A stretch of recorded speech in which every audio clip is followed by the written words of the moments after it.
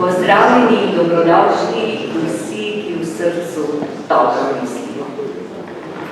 Tole je videti kot bližnica in če je to bližnica, potem lahko rečem, da je tole Biblija ali pa ena variant Biblije za slovensko javno zdravstvo. Ni dolgo tega, ko smo pri založbi Sanje izdali zbirko kolumn doktorja Dušana Kebra z naslovom Solidarnost ali pohlep in pod naslovom Javno zdravstvo na razpoti. Gre za zbirko kolumn, ki so izhajale od leta 2003 do leta 2005 do leta 2023 v časopisu Dnevnik. Verjamem, da ste mnoge med njimi ali pa skoraj vse kdaj prebrali in jih morda tudi pozabili.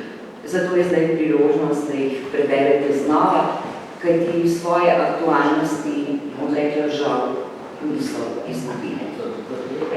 Seveda pa so zraven tudi ilustracije, če tako rečem, naredi si sam diareja, ki jo je Tomaž Lavrič velikodušno odstopil Dušanu Kebru, da je potem sam pripravil tele mini diarejce, ki spremljajo kolumne.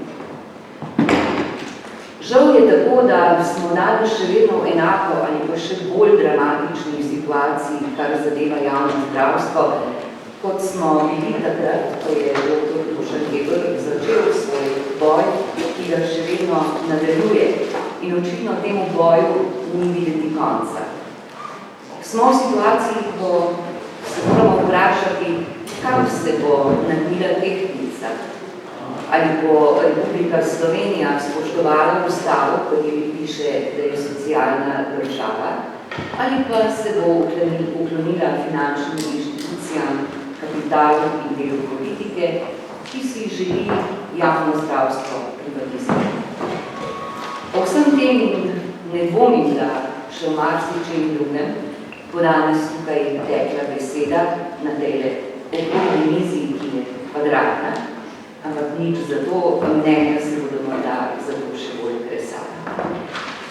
Veseli smo, da ste se zbrali tako velikem številu, da ste napolnili tole dvorano, ki ni tako majhna, kar pomeni, da je to tema, ki zadeva in zanima vsakogar med nami. Seveda vas vabim, da niste poslušni, da ne poslušate oziroma poslušate, ampak tudi kaj pripomnite, vprašate in pokomentirate. Zdaj pa bom besedo predala Tani Lesničar-Pučko, ki smo jo zadolžili, da bo modelirala tele tri goreče in bojevite govorce. Seveda pa to ne pomeni, da bi bila Tanja Teri kakorkoli zmanjšana ali odvzeta beseda. Ob njej je Boris Vezjak, Dušan Keber, Janez Markeš, ki je povedal.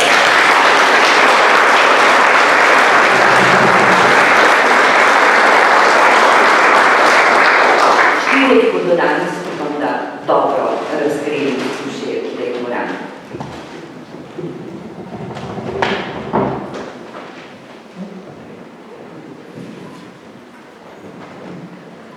Dobar dan, lepo pozdravljeni vsi skupaj. Jaz pravzaprav nisem neka prava moderatorka in tudi nisem v tem smislu pripravila tematskih sklopov in vprašanj za vsakega sogovorča posebej in tako naprej. V resnici me je Dušan pravzaprav samo prosil, da ustavi moške okrog sebe, kadar to več govori. To se mi zdi, da še kar dobro znam. In zato bom dejansko samo nekako, kadar bom začutila, da grejo stvari preveč na široko, malo zažiška. Najprej bi seveda dala besedo Dušanu Kebru, ki je pač tukaj danes središče pozornosti. In morda za prvo vprašanje, ali ima taka knjiga smisel, oziroma na to, koliko let je ta boj traja. In vsi smo že upani in vsi se zdi, da smo že vse povedali in se nekako način spremljali. Preden ti poskušam odgovoriti na vprašanje, se bom vseeno zahvalil za tako številčno publiko, res sem presenečen. Hvala, da ste prišli. Sicer pa bomo v drugi polovici današnje okrogle mize dali besede, vprašanja, komentarje tudi vam, to pomeni prvih 8 ur bomo mi govorili, naslednjih 8 ur pa bo prepuščeno vam. Ja, tudi tukaj bom zdaj. Torej, če nakratko rečem na to vprašanje, ki mi ga je zastavila Tanja, bomo najbolj prišli do poskusa odgovora na koncu. Pa kljub vsemu že na začetku rečem, seveda je vredno in vredno je vedno bolj.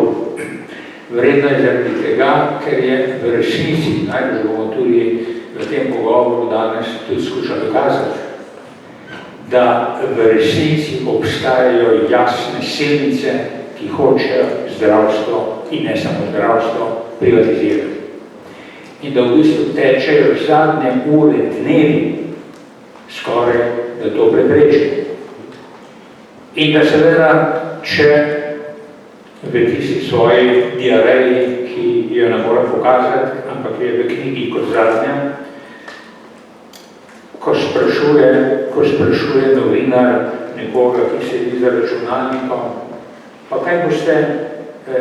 kaj pa počnete, ob vsem tem, kar se dogaja v svetu, pa tisti za računalnikom, to je pač slehernik Slovenec. Slehernik pravi, pa ravno kar sem podpisal 4 peticije proti trpljenju v Gazi in v Ukrajini. In potem vpraša novinar, kaj boste pa storili glede privatizacije zdravstva, in potem ta Slovenec pravi, čakam, da bo kdo napisal peticijo. In zato gre, da moramo najbrže prenehati samo s peticijami, ampak da moramo dejansko zahtevati od oblasti, da ugotovi tisto, kar ne mara ugotoviti že 30 let in o tem je bila najbrže danes debata.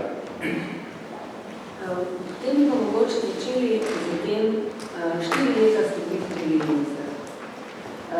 Kaj je v tem času, česa ste se v tem času v bistvu naučili?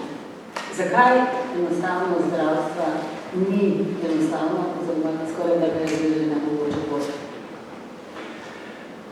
Mogoče bi moral odgovoriti na nek nenavaden način. Jaz mislim, da je slovensko zdravstvo žrtev lastnega uspeha. In sicer uspeha iz prejšnje države. Slovensko zdravstvo pravzaprav nikoli tudi v prejšnji državi ni predstavljalo nekega posebnega problema. V bistvu je šlo za tisto, kar zdaj danes zveličano govorimo, etični pogon zdravnikov in tako naprej, ampak dejansko je se tega spomnil. Takrat so zdravniki delali tako kot gasilci med požarom. Ne prenehaš gasiti, potem požar traja. In v bistvu je zdravstvo na nek način funkcioniralo. Seveda je funkcioniralo s čakalnimi dobami, z veliko slabo dostopnostjo do nekaterih stvari, ampak nikoli na taki ravni, kot je danes. In pravzaprav se je vse začelo ne takrat, jaz sem to živel pravzaprav na nekaj vrste prelomu na začetku tega tisočletja. Začelo se pač s tem, da smo to državo pač uvedli, ne da bi to sprejeli na kakšnem referendumu, da smo pač uvedli kapitalizem. Uvedli smo ga največ zaradi tega, ker smo takrat v času osamosvajanja seveda želeli vse drugo, kot je bilo do takrat. In tisto do takrat je bil socializem. Tisto do takrat je bila tudi socialna država in sama beseda socialna država je že tako podobno socializmu, da smo tudi to na nek način hoteli, ali pa so mnogi hoteli skupaj z umazano vodo še tega dojenčka izliti. V tem sistemu v bistvu je šlo, čeprav v tistih prvih 90 letih za zelo sramežljive poskuse, zdaj govorim samo o zdravstvu, ne govorim o gospodarstvu, o vseh ostalih aspektih, ampak v zdravstvu je šlo za sramežljive poskuse, da bi tudi v zdravstvu uvedli tisto, kar je pojem kapitalizmu. In to na kratko, da morda lahko govorim o konkurenci, o trgu, o tekmovalnosti, o zmagovanju in tako naprej. ampak jaz mislim, da se da vse skupaj to opisati z eno samo besedo, ki je napisano v naslovu tele knjige in to je pohlep. In ta pohlep se je počasi plazil v zdravstvo. Najprej preko posameznikov in jaz sem imel občutek, se da pravzaprav, kar se nam dogaja, je pravzaprav neka sestavljanja, neko aditivno seštevanje posameznikov z vlastnimi interesi, ampak je pa nemogoče premagati tega stabilnega giganta, kot je javno zdravstvo. Da so to pač neke usporedne aberacije, ki bodo s časom omenile. Ne omenim še to, da je slovensko zdravstvo veljalo za zelo uspešno v svetu. Leta 2005, eno leto po mojem mandatu, je bila narejena anketa oziroma analiza Health Consumer Index in pogledajte, agencija sicer ne cenim posebno, ker je neka privatna agencija, ki ima svoje interese, ampak kljub vsemu je ta agencija ugotovila, da je v tistem času bilo slovensko zdravstvo v Evropi najbolj učinkovito glede na vložene sredstva. Takih primerov je lahko probalo še veliko. O tem, kako so avstrijski hoteli v Franciji svet na svet, kako ne organizirajo javno zdravstvo, pa so potem francozi odgovorili avstrijcem, pojedite v Ljubljano, pa se tam učite, kaj je to javno zdravstvo in dejansko so prišli v ljubljanski zdravstveni dom in vzpostavili kontakte. Takih primerov, tudi če bi naštel nekatere uspehe na področju preventive, na področju kardiovaskularnih bolezni in tako naprej. Skratka, bili so uspehi, ampak tako da, ko danes vlada teza, vse to je logično, ker to je v vseh starih časov, še zmeraj se ni nič spremenilo, moramo pospešiti to, kar smo dolgo že storili, namreč privatizirali, moramo še v zdravstvu to doseči in potem očudovito. Moja trditev je obratna. Ključni problem v zdravstvu, ki, če ga ne bomo premagali, ne bomo uredili česar. Nobenih od teh parcialnih ukrepov, ki jih naprimer zdaj vlada dela, ki se zdijo na vsedanje čisto koristni. Ampak vsak od teh ukrepov bo koristil še nadaljnji privatizaciji. Če oblast, država, vlada ne postavi jasen razmik med javnimi zasebnimi. In če se samo še vrnem k mojemu ministrovanju, v tem času smo napisali tako imenovano belo knjigo zdravstvene reforme, ki še danes za marsikoga, ne pa seveda za vse, pomeni nek temeljni učbenik, kaj zdravstvo sploh je. No in takrat smo že predvideli ukinitev dopolnilnega zavarovanja in takrat se mi je zdaj nenavadno in nisem mogel verjeti, da je tako majhno neznatno državo prideli Svetovna banka in našemu ministru za finance strogo odsvetuje ukinitev dopolnilnega zavarovanja. Potem sem to doživel v zasukani obliki v Srbiji, ko sem tam pomagal pri zdravstveni reformi. Tudi tja je prodrla zdravstvena Svetovna banka in nasprotovala tistemu, kar sem jaz predlagal. Tako da se mi dozdela, da iz svojega ministrovanja, če lahko rečem, lahko ugotovim samo to, da ta vpliv teh elit, tega mednarodnega kapitala, je seveda toliko natančen, da celo prodre v eno tako neznatno državo, kot smo mi, in jo skuša seveda vklopiti v svoje teže. Zdaj bom pa kolega levo in desno pozvala, če komentira to tezo v mednarodnem dejanskem pritisku.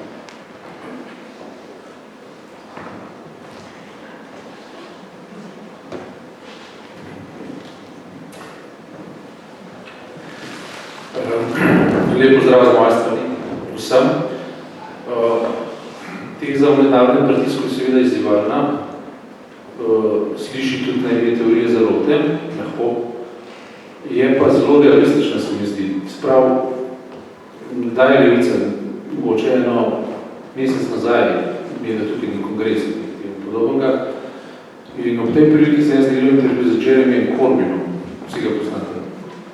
Jeremy Corbyn je za eno od stranskih produktov slabih stranskih produktov Brexita povedal natanko to, da v trenutku, ko je iz angleške stvarnosti bila odstranjena evropska perspektiva oziroma pač nek skupna podstat, ki je bil drugim fundiral v razsvetljenstvu, pa v javnem prostoru in podobnih stvari, skratka, ko je vdrl tisto, po čemer so Angleži sploh znani bili na svetu, model kolovane čistenke države oziroma civilne družbe čistenke države, v kateri je civilna družba vse, država ni pa nič, in zdravstvo, gospodarstvo in zasebna pobuda je tista, ki oblikuje državo. To se pravi, prvo, kar se je zgodilo, je to, da so ameriški skladi napadli javni zdravstveni sistem. Je rekel Jeremy Corbyn. Tisti, ki so bogati, v Angliji teh ni malo, ampak večina pa ni, so si lahko prvoščili draga zavarovanja, ki so zaradi tipa kapitala in pa zaradi tipa jezika, se pravi angleščine, lahko se opirali tudi na transatlantsko agendo, se pravi, so se lahko zavarovali tisti zavarovance, ki so tukaj imeli podružnice in tako naprej, in so prišle do še boljše oskrbe, kot sicer, medtem ko je velika večina začela toniti v podobno probleme, kot mi tukaj imeli. Se pravi, sklep tega, kar je povedal Corbyn, bi bil, da to, kar se v Sloveniji dogaja, ni naključeno. Se pravi, da gre za nekaj koordiniranega z vseh koncev, to, kar je Dušan Keber povedal tudi v zvezi s Svetovno banko, najbolj drži. Se pravi, tisto, kar se je zgodilo, spomnim se, kaj bo leta 89, leta 88, leta 89, gospod Wittmann, takrat lepo predstavljal močne momente civilne družbe in jaz se tudi spomnim kot zelo nepomemben študent in koliko nihče, kakšne upe smo takrat imeli. Nič od tega, kar smo takrat upali, se danes ne dogaja. Ampak nič od tega se ne dogaja.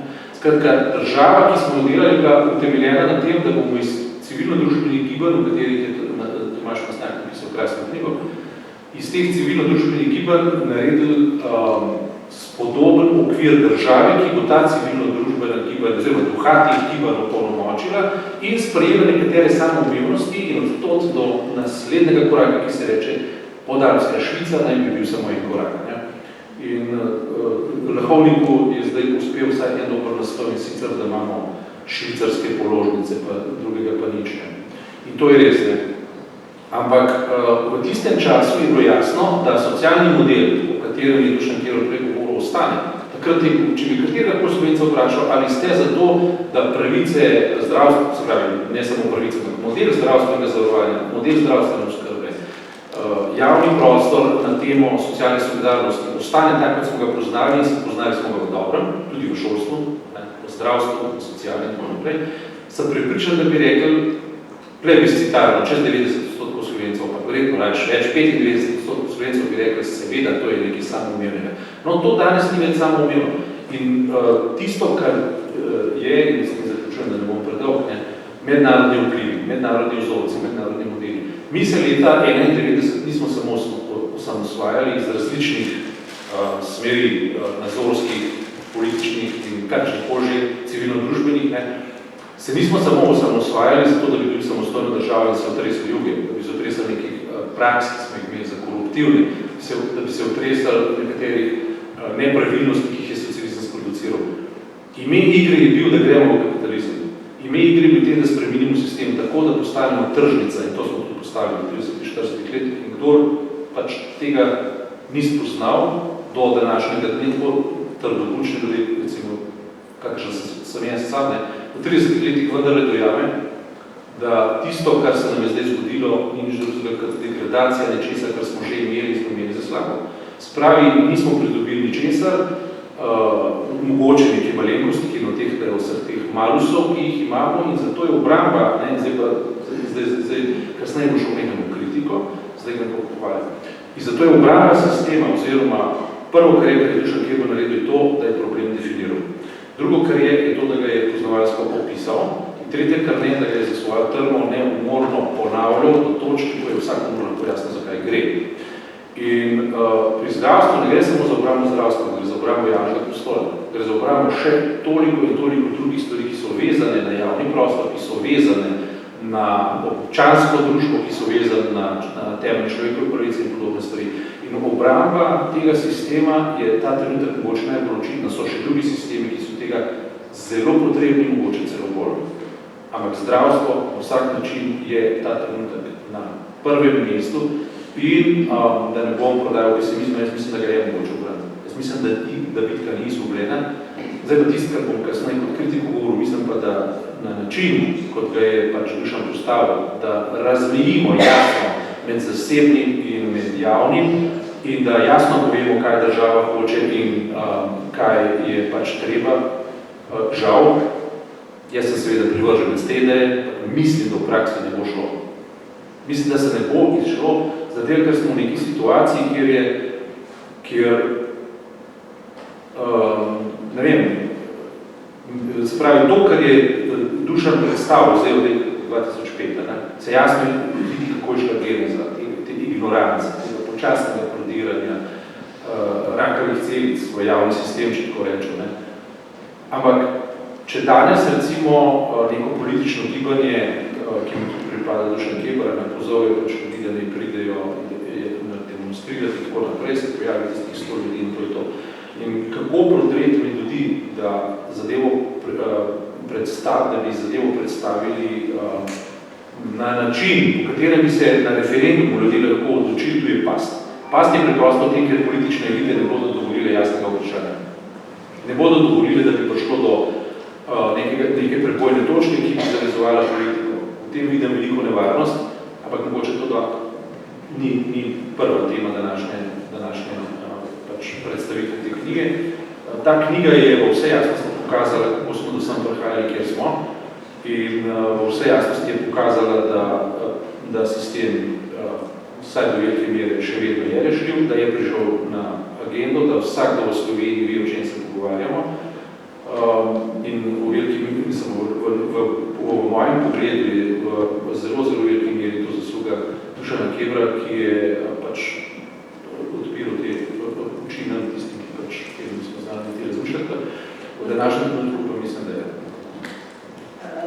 Mogoče povedati, da je kako iz drugega, ali če hočeš pa kažemo drugega? Ne, absolutno bom skušal odgovoriti na to vprašanje o mednarodnih vplivih na slovenski zdravstveni sistem. Očitno sem ekspert za to vprašanje, kot filozof. Ampak preden odgovorim na tole, naj povem naslednje. Prvič, mislim, da je knjiga, zaradi katere smo se tukaj zbrali, en lep dokaz marsičesa. V prvi vrsti pravzaprav osebnega angažmaja, bivšega ministra in politika, doktorja Dušana Kebra, ki je po mojem mnenju ena zelo redkih oseb v slovenskem prostoru, ki ni težko kot bivšemu politiku stati na ulici in protestirati zoper katerokoli oblast.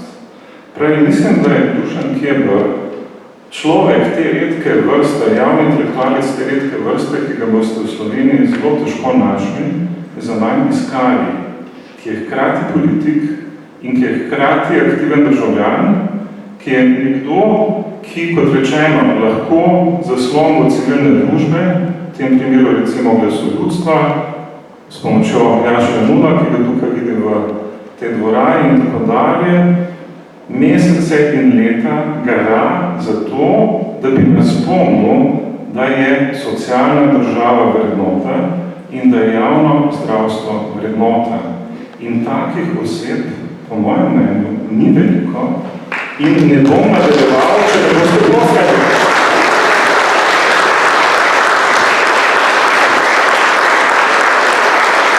Mislim, da se ne zavedamo, kako dragocen je Dušan Keber. Resnično se tega ne zavedamo. In knjiga, ki je pred nami, je kot rečeno neka vrste kronika njegovih zapisov o pomenu, teži in smislu socialne države, javnega zdravstva, sestavljena iz 20 let kolumn. Ampak kaj želim povedati? Želim povedati, da je kolega Dušan očitno veliko trden borec, ki stoji na svojih stališčih načelen, moralen, zvišen v pozitivnem smislu, in kaže na ta njegov, recimo temu, donkihotski boj za javno zdravstvo. Ampak od tu naprej se moramo vprašati nekaj drugega. Namreč, kaj je narobe z nami, da je on tako zelo osamljen? Kaj je narobe z nami? Se pravi, to je ni panegiri, to ni hvalnica na njegov račun, to je poziv k samorefleksiji. Kaj počnemo mi narobe? No, in zdaj bom poskušal govoriti na to peklensko vprašanje o tujih vplivih. Iskreno povedano, ne vem, kakšni so tuji vplivi, domnevam, induktivno domnevam na podlagi vseh indicev in vsega, kar vemo, da obstajajo, seveda, lobiji, ki poskušajo vplivati na to, kako v Sloveniji percepiramo in kaj počnemo v zdravstvu. Domnevam seveda, da so ti lobiji uspešni. Včeraj sem poslušal oddajo Marcel, v kateri je nastopila predsednica parlamenta Urška Klakočar-Zupančič in je odgovarjala tudi na vprašanje o zdravstvu. In eno vprašanje je bilo, zakaj ničesar v zvezi z javnim zdravstvom ne storimo. In odgovor predsednice parlamenta je bil, da ničesar ne storimo zato, ker so lobiji, in dvakrat je uporabil to besedo, tako zelo močni, da morajo imeti politiki trdo kožo. In to je njena fraza. Politiki morajo imeti trdo kožo. In moje vprašanje je zelo preprosto. Zakaj imamo v Sloveniji takšne politike in takšno vlado, ki ne pove, kakšni lobiji vplivajo na njo? Da se moramo zdaj mi na te problemice o tem spraševati, o tujih vplivih, o domačih vplivih in tako dalje. Ali ni dolžna poročati KPK-ju o tovrstnih vplivih? Zakaj torej o teh vplivih lobijev ne spregovori? Zakaj mora predsednik vlade preganjati člana KPK-ja svojim odvetnikom? Zakaj se zapleta v neke interne boje z KPK-jem, namesto da bi z njim sodeloval? Se pravi, apeliral bi na to vlado, da pove, kakšni lobiji vplivajo na njo. O tem je, kot rečeno, včeraj znova govorila predsednica parlamenta. Skratka, sklepam induktivno, tudi na podlagi branja Dušanovih kolumn, ki velikokrat resignirano končuje z tem spoznanjem, da žal mora obstajati neki vplivi iz ozadja, zavarovalniški, interesni, logistični in tako dalje, da sicer drugače ne moramo razložiti te pasivnosti in dolence te vlade, ki pravzaprav že 2 leti vleče za nos vso javnost v zvezi z reformo javnega zdravstva. Jaz sem se predvsem ukvarjal z medijem gotovo, da pravzaprav politika ni uspela v času ministra Loredana malo da ne eno leto izreči že na ravni terminologije pojma javnega zdravstva. Ne samo, da ga ni zagovarjala, ne samo, da je očitno pospešeno privatizirala zdravstvo, ampak je ni uspelo niti izreči te magične besede. In žal mediji niso uspeli niti na to upozoriti. Skratka, da ne bom predal, ker verjetno sem že. Vsi indici, sprej induktivno sklepanje, to pa lahko kot filozof povem, nas pripelje do tega, da je nekaj z zagovorom javnega zdravstva v tej državi hudo narobe. Imamo dobre razloge verjeti, da pravzaprav ta vlada, Golobova vlada, ne dela na projektu zaščite javnega zdravstva, ampak se žal, bi rekel, neustavljivo nadaljuje privatizacija. In da je morda edina zdravstvena reforma, ki poteka prikrito, ker tiste prave zdravstvene reforme očitno ni, ravno ta skrita, prikrita agenda nadaljne privatizacije zdravstva.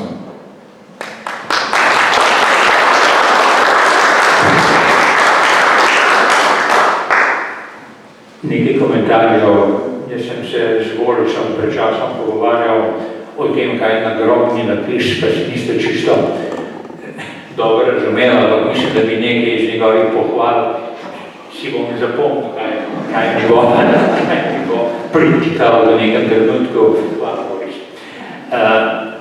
Poglejte, rad bi na popolnoma preprost način še enkrat povedal, zakaj je tak interes za ta javni kolač in zakaj ne more, nikakor ne more, s preprosto matematično logiko ne more privatni sistem z isto količino denarja narediti več in bolje. Ne samo, da je bilo to dokazano v več državah, recimo lahko naštejem Čile, Avstralijo, take, malo kasneje bom rekel nekaj v Angliji, ampak preprosto je logično, če ti hočeš v isti količini denarja, in to je denar javnega zdravstva, to je javna blagajna, če ti hočeš iz tega denarja iztržiti 20% profita, je potem ti ostane samo še 80% za pacijente in za vso in za plače. Tako da je jasno, da je zasebno zdravstvo z isto količino denarja slabše, manj učinkovito, manj kakovostno. To je logično. Res pa je, da mi kot posamezni državljani gledamo svojega zdravnika in pravimo, meni je vseeno, moj zdravnik je koncesionar, zasebnik, jaz sem z njim zadovoljen, ker me zdravi, no ni dober zdravnik in to je seveda res. To je seveda res, ni razlike, ali pa zelo verjetno ne bom šel v detalje, ker so razlike na obe konci, ampak ni posebne razlike. Ampak na sistemski ravni je javno zdravstvo javna služba, ki ne more ustvarjati dobička in bolezni. To je javna služba, tako kot je javna služba kanalizacija, oskrba z vodo, šolstvo, zdravstvo, sodstvo. To so javne službe, ki ne morejo biti profitne. In mimogrede primer iz Anglije, najprej ga spremljate, od Thatcherjeve naprej, kar zdaj mi doživljamo, ko je potekala privatizacija zdravstva. Ali pa, če pustimo, privatizacija zdravstva od Thatcherjeve se je končala tako, da bolnišnice, ki so nastajale v Angliji, v tako imenovanem javno-zasebnem partnerstvu, mimogrede mešanje, mislim za to, v javno-zasebnem partnerstvu, so potem, ko so zasebniki iz njih sesali res denar propadle in jih je morala nazaj tukaj država in jih na novo opremljati, zato ker državljanom pa niso mogli ukiniti bolnišnice. Ker v zasebnem sektorju ti ukineš bolnišnico, pa greš delati nekaj drugega, prodajaš avtomobile, ampak bolnišnico pa državljani rabi. In kaj se zdaj v Angliji dogaja, verjetno spremljate? Thatcherjeva je privatizirala oskrbo z vodo. V oskrbi z vodo so zdaj vsaka leta, kot je že 40 let, črpali denar. Šefi te oskrbe z vodo so imeli milijonske plače. Zadolževali so se zato, da so izplačevali,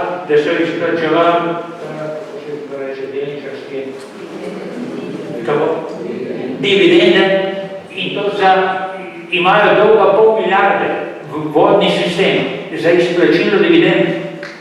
In zdaj bo morala država to nazaj nacionalizirati, seveda v vmesnem času voda in fekalije bruhajo iz odtokov in iz kopalnic po Angliji in zdaj bo nacionalizirala nazaj. To dela zasebni sistem. Izčrpa na kakršen bolj možni način in zdravstvo je seveda fenomenalna politika. To je 5-6 milijard denarja. Tega denarja ni več v nobenem drugem sektorju. Tudi v šolstvu, ker v šolstvu je sicer veliko denarja, pa gre za plače. V zdravstvu je pa polovica tega denarja na trgu. In je fenomenalna prilika za manipulacije, za krajo. Ampak zdaj bi pa jaz sprovociral tebe, da poveš še vi svoje mnenje. Jaz o tem si ne upam nič reči. Lahko samo omenim, da recimo Facebook ni dovolil širjenja informacije o tem dogodku, ampak več kot to stopnem pa reči, ker o Facebooku ne vem nič, ker sem ena izmed tistih, ki niso na nobenem obrežju od njihovega nastanka do danes in nisem še umrla in nisem propadla, čeprav sem grozila, da ne bom zdržala več kot leto dni. Jaz bi mogoče ta fenomen te sedanje vlade, da gremo zdaj malo čisto to sedanjost. Mislim, dejansko od samega imenovanja Loredana Ličiča je bilo jasno, da je to izbira, ki vodi lahko samo v enosti. To je bilo jasno. In verjetno bil načrt, da to se na hitro izvede in potem se druga polovica mandata igra socialne projekte in nekako pozabimo. Ampak to se ni zgodilo, ker je bil pač enostavno preneroden in ker so bili vsi nerodni, da rečem. Ampak zdaj v bistvu uprizarjajo neko soft reform, neke kozmetične popravke, ljudje smo zgubani, sivi smo postali. In zdaj oni malo barvajo lase in ampak v resnici seveda to nikakor ne more rešiti ničesar od tega, o čemer ste pisali. Ničesar. Na drugi strani je pa stavka zdaj v vseh teh mesecih postala že gledališki performance. Mislim, v resnici dokazi kažejo, da upravljajo enako dela, kot so ga upravljali prej, celo za milimeter več, se pravi, da to, da štrajkajo je če populistno, razen tega, da se pač te nenujne stvari odlagajo. Argumentov nimajo nobenih, javno mnenje se je postavljalo zoper zdravnike, zdaj so najeli samega svetega Francija Zavrla, da bo javnost prepričal, da imajo prav. Mislim, vse skupaj je že smešno, res, to je kot ena gledališka predstava, ki se izjalovi in bolj igralci tekajo v vodo in iščejo rekvizite. Tak je moj vtis o tem, kaj se pravzaprav. Vlada pa prizarja neko svojo dinamiko in zdaj so se s to medijacijo obadali in smrtno resno nam prodajajo, da bodo zdaj nek odvetnik in na eni strani zdravnik in na drugi strani predstavnik ministrstva nekaj dogovorili, čeprav je zdaj Golob že 100-krat povedal, da zunaj javno-sektorskih pogajanj se ne more zgoditi nič. To je zdaj pač te normalske položaje, ampak skratka, tudi tam se gre v neko gledališče. In to take, da rečem, primitivne vrste, taki amaterski igralci, ki so se zbrali, da bi na vasi naredili zabavo in bi se ljudje prokotali.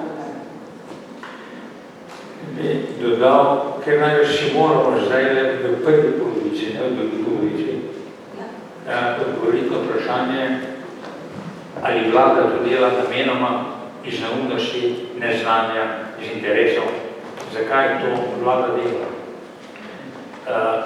In rekel bi tole, jaz sem imel priliko, mogoče zato, ker sem pač nekoliko artikuliran, pa ker tudi kaj napišem tu in tam, da so me številne stranke, z izjemo desnih, ali pa koalicije pred volitvami, kdaj prosile, da jim pomagam pisati program glede zdravstva. In boste prepričani, da je v vseh teh programih napisano isto, kar tudi v tem zadnjem programu sedanje vlade. Javno zdravstvo, ukinitev dopolnilnega zavarovanja, zdaj v zadnjem času smo še bolj definirali dvoživke, pa se je ukinitev dvoživki in tako naprej. V vseh teh programih to jasno piše. In nobena od teh vlad tega ni hotela narediti. Jaz sem imel priliko in potem razkričano, da sem v znatni meri napisal zadnji zakon za zdravstveno varstvo zdravstveno zavarovanje v letu 2017, v katerega smo eksplicitno napisali ukinitev dopolnilnega zavarovanja in njegovo nadomestilo s proporcionalnim davkom, s pravičnim proporcionalnim davkom. Absolutno ni prodalo. V času Mirana Cerarja, ampak kasneje se je dogajalo v vseh vladah. Govorim samo o tako imenovanih levih vladah, ker o desnih nima smisla izgubljati besed. To se dogaja sistematično v vsaki vladi in dogaja se tudi v tej vladi. Ta vlada, ki je na Trgu Republike obljubljala, med številnimi zavezami je obljubljala tudi vse to, o čemer se danes pogovarjamo. Ampak potem, ko je prišla z reformnimi predlogi, so nenadoma ponujali reformne predloge, ki jih jaz sploh nisem razumel. Ocenili so, da je ključni steber reforme digitalizacija zdravstva. In potem so ocenili, da je drugi ključni steber še neka kadrovska prerazporeditev in povečanje vpliva države na Zavode za zdravstveno zavarovanje, kar je absolutno napačno, ker Zavod za zdravstveno zavarovanje mora biti avtonomna institucija. Drugače res dobimo tisto, kar desna polovica politike govori, da mi nimamo javnega zdravstva, ampak da imamo državno zdravstvo. In ko gledate tudi nekatere jasne stvari, ki bi jih ta vlada lahko storila in postala popularna med ljudmi. Naprimer, 150,000 ljudi brez zdravnika. To je možno urediti dobesedno čez noč. Zdaj lahko o tem govorimo, že bomo govorili. In tudi nekaj, ampak vlada sistematično tih stvari ne želi narediti. Recimo, kako je ukinila dopolnilno zavarovanje, mimo grede, kar je bilo res hodno vredno. Ukinitev dopolnilnega zavarovanja sama po sebi, kljub vsem pomeni, da je nek strošek prišel v javnih sistemih. Mi smo nenadoma, vsaj kar se tiče javnega financiranja, imamo največji delež javnega financiranja v Evropi. Prišel je na 86%. Takega odstotka nima nobena država. Ampak način zbiranja tega denarja je pa strahovito regresiven. Bogati plačujejo še enkrat manj kot revni. In to, kar bi lahko vlada dejansko z davčno spremembo naredila dobesedno čez noč, ne mara storiti. Ne mara tudi, ko je ukinila dopolnilno zavarovanje, je 35 evrov prenesla v enaki višini na vse, od revežev do tistih najbolj premožnih. Vsi plačujejo 35 evrov, kar pomeni 7% za penzionerja, pa kar pomeni 2 promili za tistega z visokimi dohodki. Pomeni popolnoma krivično. Ampak to je storilo. In jaz se seveda sprašujem zakaj. In vas prepuščam, da se odgovorite. Jaz moram priznati, da se ne znam odgovoriti. Ne znam se odgovoriti. Razen, da bi res obstajajo taki lobiji, ki delamo mimo grede. Se obstajajo. Se veste, da zahtevajo socialno kapico. Se direktor Ljubljanske banke zahteva socialno kapico kot nujni pogoj, pazite, kot nujni pogoj za obstanek te države, da uporabljajo take revolucionarne stavke. Brez socialne kapice je vsega konec. Hkrati pa čisto preprosto pritlehno hoče manj plačevati socialne in zdravstvene prispevke. Sam to hoče. Ampak to se ponavlja, prodira v medije in ta diskurs, ki je dobesedna in tudi seveda se na nek način deloma približujem tvojemu pesimizmu, čeprav nisem hotel biti pesimist. Od tega, ampak dejansko je vprašanje, zakaj to počne. Zakaj to počne? Dva stavka, če smem. Mislim, da sem kar podrobno analiziral ta politični jezik Golobove vlade, kar zadeva zagovor javnega zdravstva. Samo dva stavka, da ne bom predolg. Začelo se, kot veste, z obljubo zdravstvene reforme, zapisano koalicijsko pogodbo in tako dalje. Začelo se je z neko pomiritvijo, da bosta za to potrebna 2 mandata. Seveda teza v 2 mandatih predpostavlja, da boste dobili nov mandat. Že, bi rekel, v tem prvem koraku vidite upisan blef, političen blef, potom blef, ki ga žal ne morem svoje kože, naši novinarji očitno niso sposobni ne zaznati, ne kritizirati, vsaj ne za dostne meri. Potem, kot veste, se je nadaljevalo z brezpogojno podporo ministru Danijelu Bešiču Loredanu, ki je delal napako za napako, ki je lomastil za privatizacijo naprej, ampak vsakič se v vseh protestih glasu ljudstva, Jaša Nula, Dušana Kebra na ulici in tako dalje, oglasil predsednik vlade in rekel, ne, vse v redu, Loredan je pameten človek, jaz smo zaupan, on je moj osebni prijatelj, on bo stvari uredil, kot se morajo urediti. Se pravi, šlo je za zaslombo podporo Loredanu, ki je evidentno izvajal privatizacijsko agendo. Dopolnilno zavarovanje je bilo ukinjeno na zunanji pritisk, ne pozabiti. Se pravi, šlo je za to, da jih, mislim, da Pavel Rupert ne bi prehitel svojo pobudo. Se pravi, prišel je pritisk od zunaj. To ni bilo spoznanje, ki se porodi po tistem, ko glas ljudstva 1 leto protestira in rečeš, mogoče pa imajo prav, ampak bila je, bi rekel, izsiljena izbira.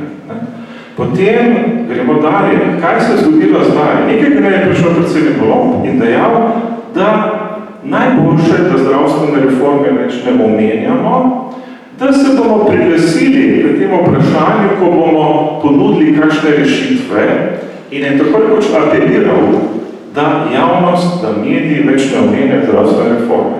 Sprej, nenadoma je ta naracija o zdravstveni reformi izginila. Nenadoma več nihče niti ni pogrešal. In stvar se, kot ste končala, ali pa recimo nadaljevala približno mesec ali dva nazaj, z pobudo k novelizaciji zakona, ki ste prav tako vložila Jaša Jenull in Dušan Keber v imenu Glasoljudstva, ki je strani poslancev Svobode pogorela. Se pravi, sklepe samo je, direktnih dokazov, da se držijo privatizacijske agende, nimamo. Indirektnih, induktivnih dokazov, dokazil in evidenc imamo pa zelo veliko. Tako da jaz mislim, dajmo, bi rekel, biti pametni in si priznati, da ta vlada nima resnih namenov. In ne več ugibati, ali jih ima ali nima. Nima jih. Privatizira zdravstvo naprej in s tem faktom, dejstvom, dajmo operirati od tu naprej. Ne ugibati.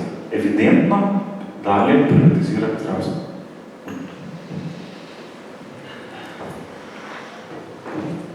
Hvala. Vprašal si me, če sem pesimist, da najbolj nisem samo optimist. Čeprav lahko prodajam samo pesimizem, prvič povedano, ampak sem optimist. In sem idealist, privrženec umne države, v čisto hegelskem smislu, in mislim, da si tudi ti. In to me zdi, da dinozavren. 7. januar 2006, zdravje čez 15 let, diareja. Sprašujete, kakšno zdravstvo bomo imeli čez 15 let.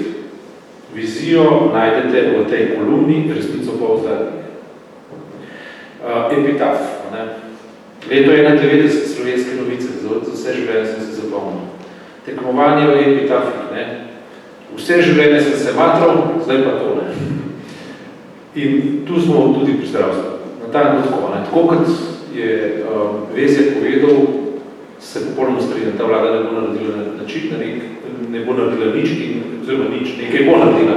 Ampak projekt prikrite privatizacije in hibridne oblike javno-zasebnega partnerstva, kar ti sovražiš, kar jaz v bistvu odno duše sovražim, kot recimo povedam, je v popolnem neskladju s tem, kar si jaz predstavljam, kar tvoja knjiga izražena, za kar si se ti govoril. Realnost, kakršno danes živimo, zato pravim za sebe, da ne bom za tebe rekel, da smo dinozavri, jaz mislim, da živimo v neki realnosti, v kateri ne moramo izbrisati dejstva, da bodo padale še naprej zelo visoke in lepe besede in na te besede umestne. Vedno prisegal in zato sem optimist, mislim, da je javno zdravstvo mogoče rešiti, ni pa mogoče spregledati dejstva, da izredno konkretni, pritlehni in visoko evrski interesi tečejo na dnevni bazi in se stvari zelo prepletajo v neko hibridno obliko, ki ni samo javno-zasebno partnerstvo, ki je celo perverzno do te mere, da nekateri predstavniki ali pa lastniki klinik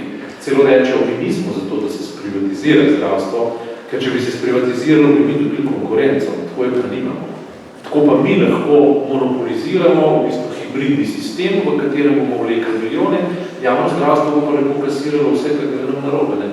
Jaz sem si dal po nasvetu moje zdravnice ogledati te vratne žile in sem moral iti v Ptuj za eno drugo preiskavo, sem moral iti v Novo Gorico za eno drugo preiskavo, sem moral iti v Celje. In posod so bile te preiskave narejene v 10 do 15 minutah na najbolj visoko profesionalen način. Čez 15 minut sem imel izvid v rokah. In verjetno zelo dobro zaračunan izvid za zdravstveno blagajno. Delajo se storitve, ki niti niso potrebne in hkrati ne nosi nikakršnega rizika. Vse, kar pa je rizično, kar se zaplete, dobiva pa javno zdravstvo, ki reče, je pa neučinkovito. To so dileme, na katere se ti upozoril, na katere smo mi alergični, ampak recimo, preden je pač Golob, se pravi, zdajšnji premier imenoval Loredana za zdravstvenega ministra, preden je on to storil, smo javno, jasno in glasno napisali, da človek, ki ki dela v zasebnem sektorju, ne more reševati javnega zdravstva. 1 leto je trajalo zato, da je to postavilo jasno tudi vlogo in jaz se sprašujem, ali mi res postavilo jasno, ali ni bilo to jasno že prvi dan. Jaz mislim, da se igra neka igra, ki jo oprostite izrazu, jaz nisem sposoben slediti, sposoben sem jo diagnosticirati, sposoben sem jo obsoditi, nisem pa sposoben temu slediti. In zato sem na začetku rekel, ta igra je mnogo bolj pretkana, mnogo bolj sofisticirana, mnogo bolj uspešna, kot si predstavljamo. In treba si je, mislim, za te diagnoze, ki si jih postavili, ki jih imamo pred sabo, so sijanje. Ampak moramo se postaviti vprašanje, kako pred ljudi pripeljati možnost odločitve, ki bo zavezovala, ljudi spraviti na referendum in vsako politiko na ta referendum prevezati do take mere, da bo to, oprostitelji v slovenščini, vasarnih, da se ne bo dalo čisto nič več narediti. In mislim, da je problem, ki ga imamo ta trenutek bolj kot teoretski je politični, civilno-družbeno političen, kako to spraviti v življenje? Ker jaz mislim, da se to da dobiti, ampak ne brez nekega popolnega premika, ker politika več očitno blefira. To je popolnoma jasno, da blefira. Kupuje se čas in potem rečejo, toliko smo naredili, zdaj pa tako, če nam ne boste dali mandata, pa itak ne moramo nič narediti, je pa resnica, zato so zdaj spet pred izsiljeno izbiro. Mi smo zdaj pred izsiljeno izbiro, če recimo na oblast spet pride desnica, je popolnoma jasno, da je z javno zdravstvo odklenkalo. In naenkrat se bomo morali boriti spet za nekoga, ki je nastavil Loredana. Ker bomo pred izsiljeno izbiro, sploh ne bomo imeli druge izbire, ker vse drugo vodi v ponovno izvolitev veste koga, in tam je agenda že jasna, da ne rečem pač Toninove stranke, ki pa je v bistvu tako rekoč na telefonu z MČM-om pa z ameriškimi lobi farmacevskimi. Tako da stvar je kompleksna, zato sem take sorte optimist, da mi Dušan Keber lahko reče, da sem pessimist.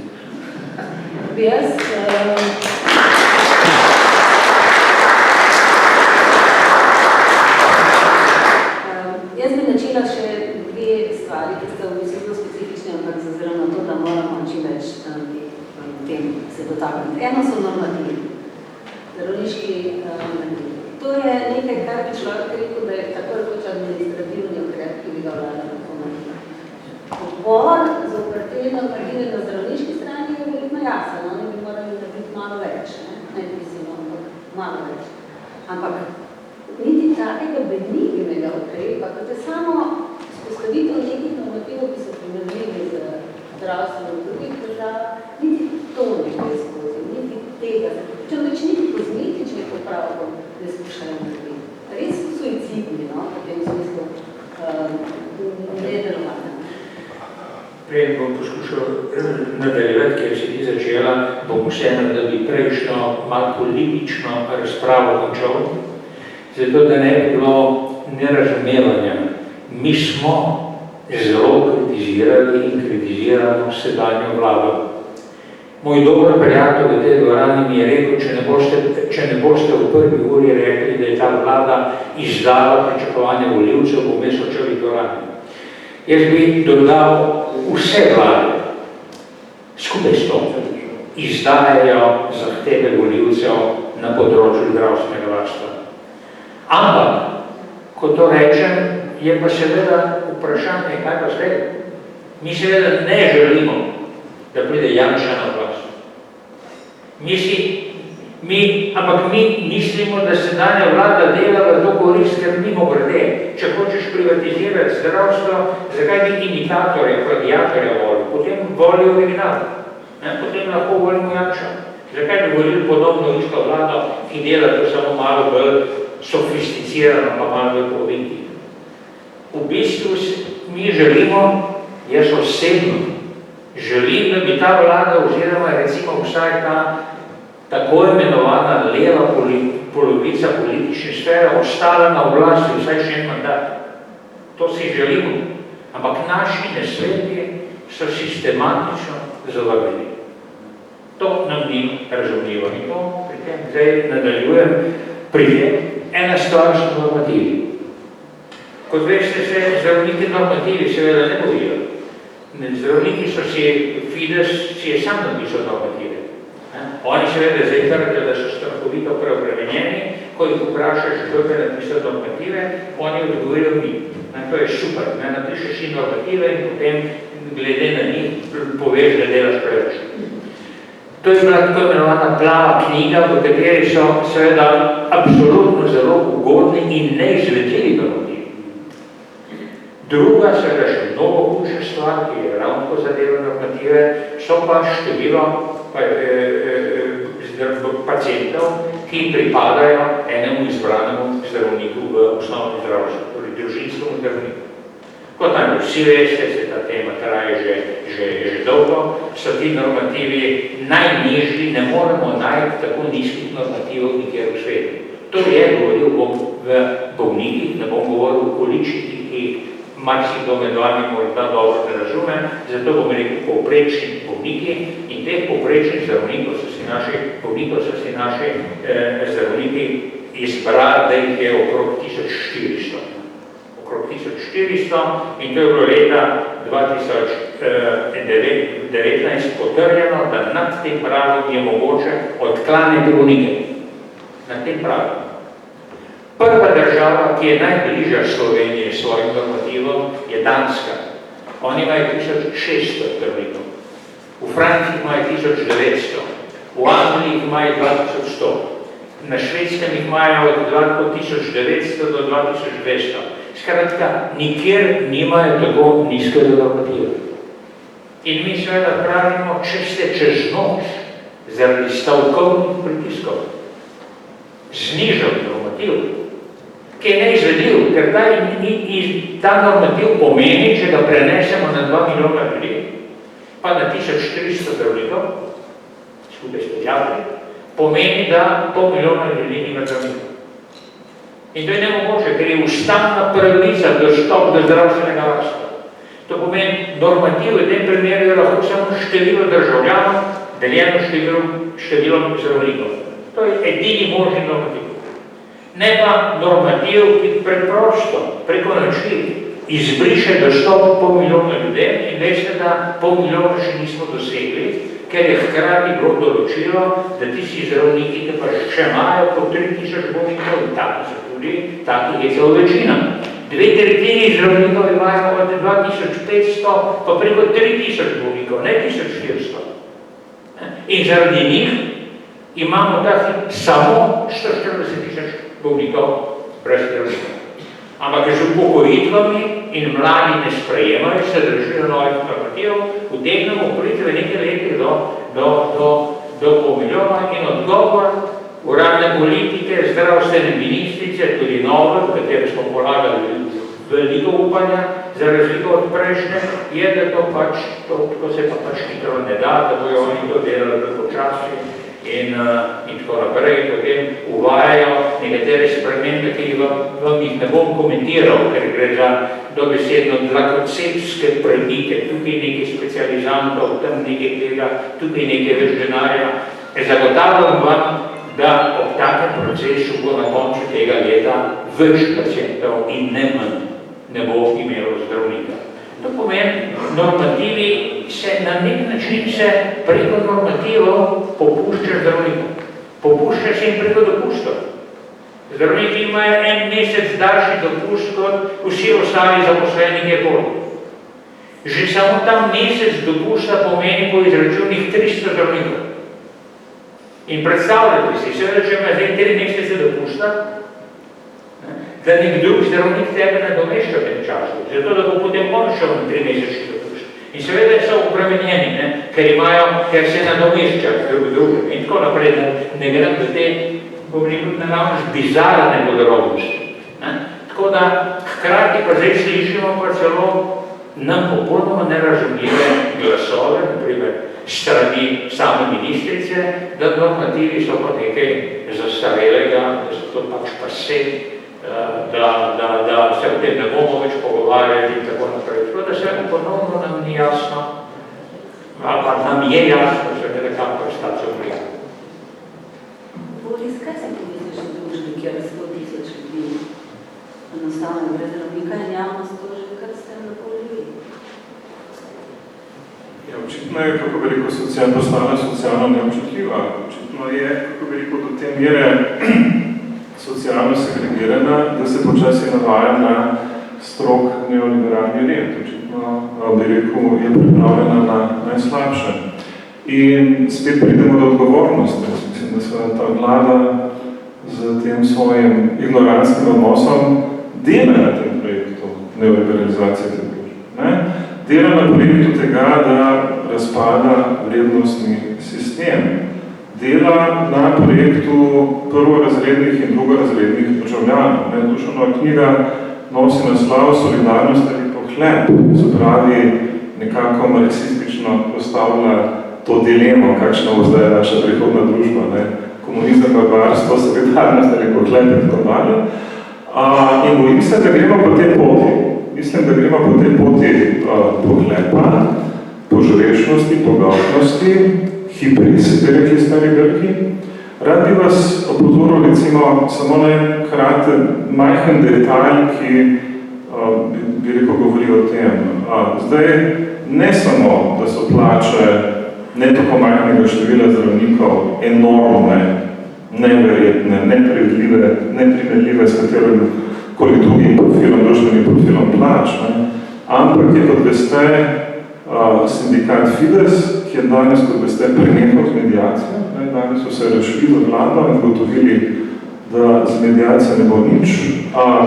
Izjavil nedavno, da so oni, torej sindikat Fides, zagovorniki demokracije in moralnosti v tej družbi. Demokracije in moralnosti v tej družbi. Najprej opozarjam vas na to novo normativnost, da tako rečem, v tem moraličnem smislu. Očitno zdravniki zares verjamejo, da so nosilci te nove moralnosti v tej družbi in ta nova moralnost je morala, za njih morala pohlepa, hibris in požrešnosti. Jaz se bojim, da je to res.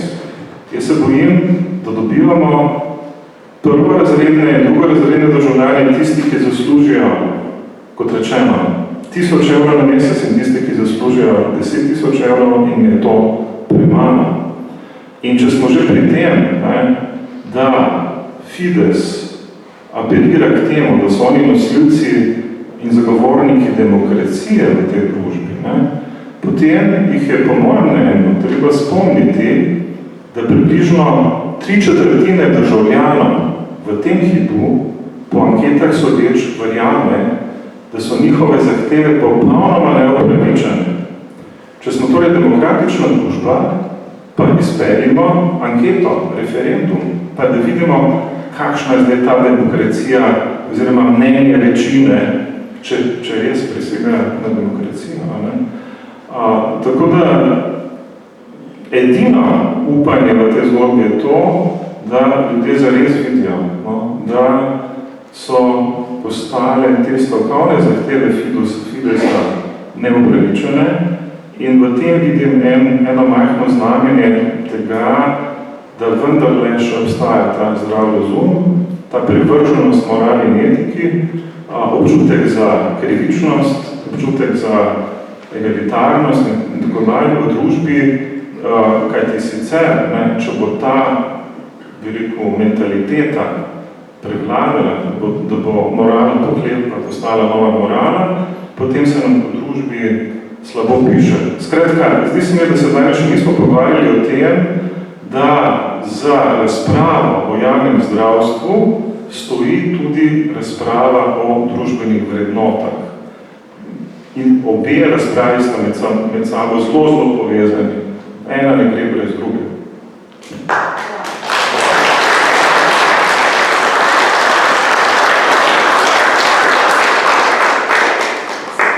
Referendume ne bi imeli o raznih stvarih. Kako je mogoče vzemo? Kaj lahko naredimo, da bi dodali še referendumo javno zdravstvo?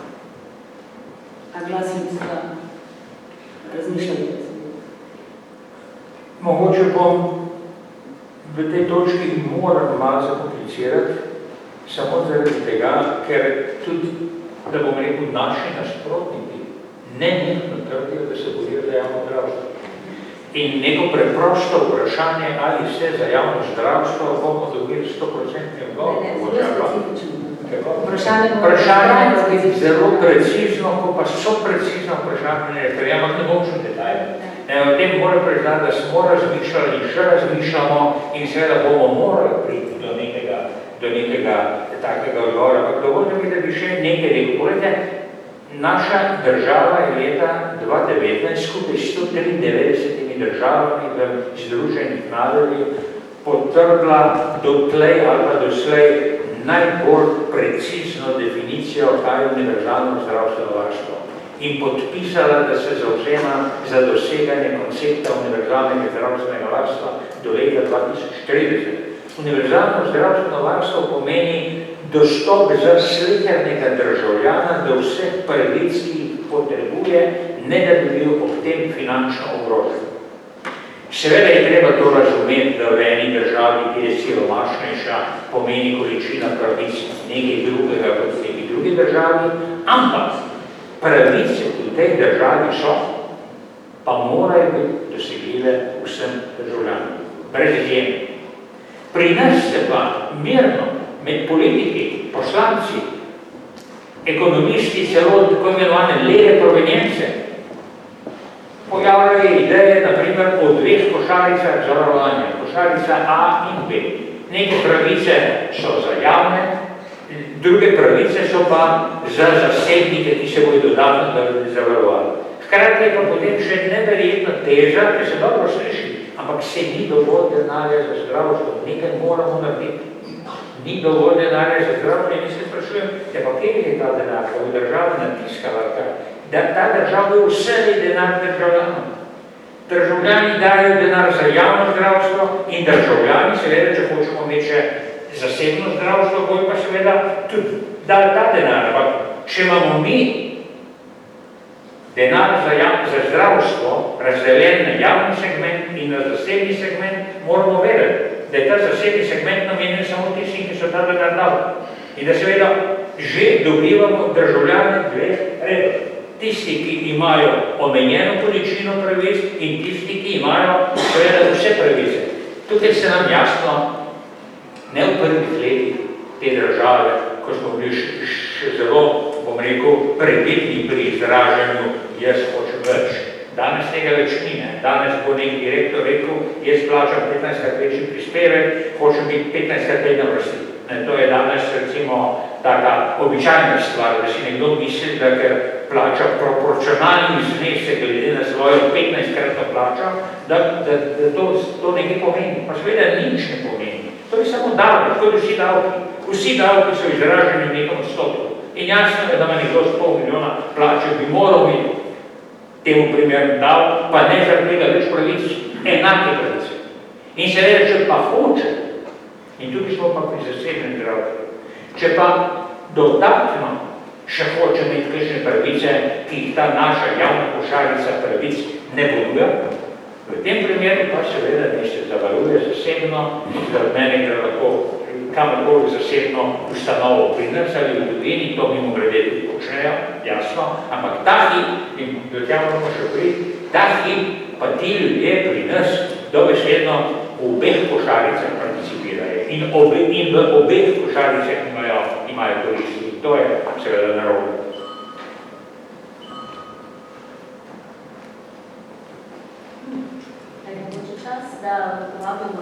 Mogoče bi sem še eno temo, ki nismo bi res predlagali, da so tožil.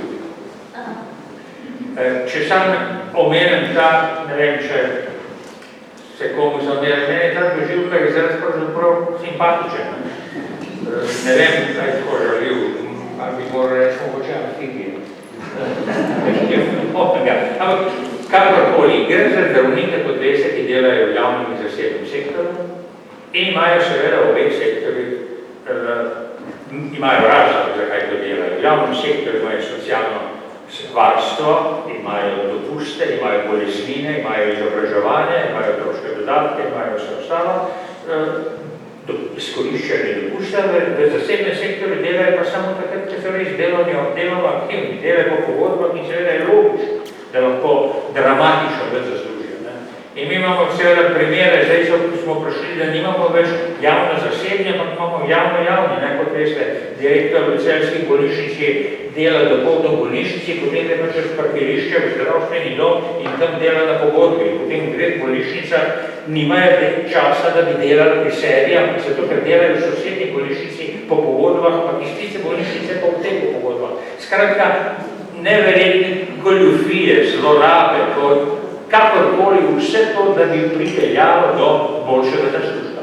Pohled. Odgovor je pohled. In tako da v takem sistemu jaz trdim, da je sistem dvoživk pri nas daleč bolj nevaren kot pa taka čista privatizacija. Ker dvoživke pa ne marajo propada javnega sistema.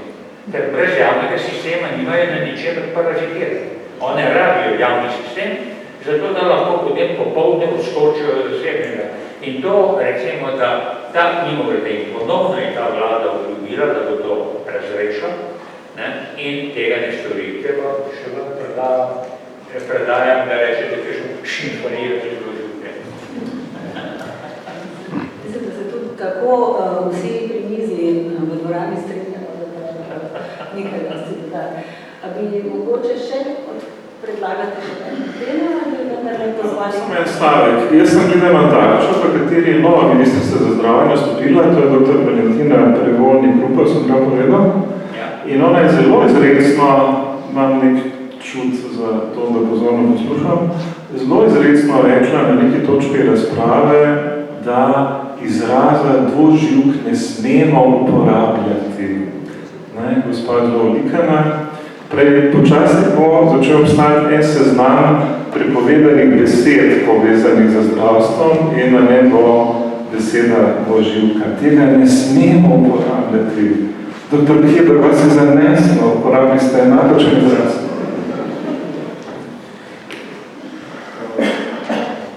Mogoče bi bilo dobro na tej točki opozoriti na nekaj na dve stvari. Prva je razlika med Fidesom in nekaterimi zdravniki, prav tistimi, ki so predani, neredko srečam koga, ki reče, mene je pa sram.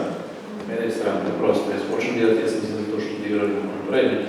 In to je pomembno število zdravnikov, ki jih je treba preprosto zaščititi pred to kritiko. Drugo, kar je, pa se mi zdi, se pa strinjam, bi bilo pa treba dejansko razmišljati o tem, da se ta problematika upenja v širši kontekst slovenske družbe, recimo temu sociologi bodo to bolj želeli povedati, ampak nove privatne formulacije.